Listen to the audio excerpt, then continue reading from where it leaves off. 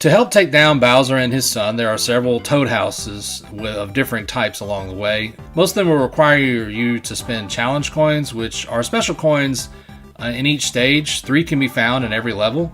There are plenty of them, and getting every one of them is not necessary for the game. It's not hard to get enough to have enough that you need for Toad houses.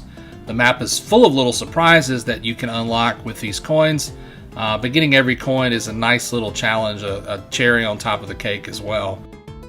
You can't really talk about this game without mentioning the minigame collection.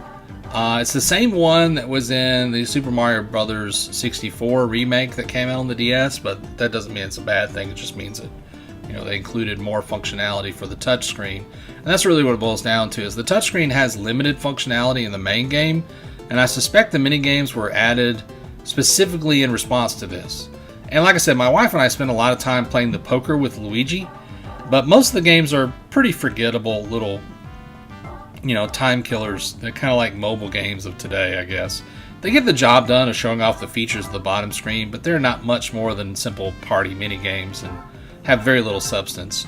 And again, that's not necessarily a bad thing. I mean, it's good if you got a minute and you doing something else and you just want to take a minute to play a quick mini game. And I've certainly had a lot of fun with them. But they're not the meat and potatoes of what's going on. Obviously that's the main game, but they do a serviceable job of showing off the DS's touchscreen mechanics.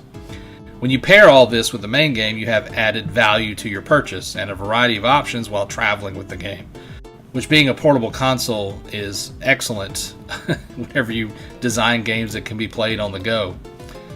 Seriously though, I have gone broke many times in Luigi's Casino, and I think that Toad back there is reading my cards for him.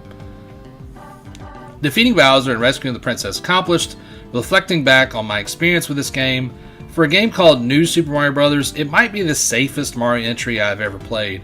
The music is definitely its most standout addition to the franchise, but otherwise, it does not really do anything better than the games before it or since. I mean, it is Mario, it's not bad, it's actually really competent and great. It is solid, and playing it on the go was a novelty back 18 years ago, but today I think I would just about pick up the Game Boy Mario games over it. It just lacks the personality and wow factor that many Mario games have. In short, it's good, and it's fun.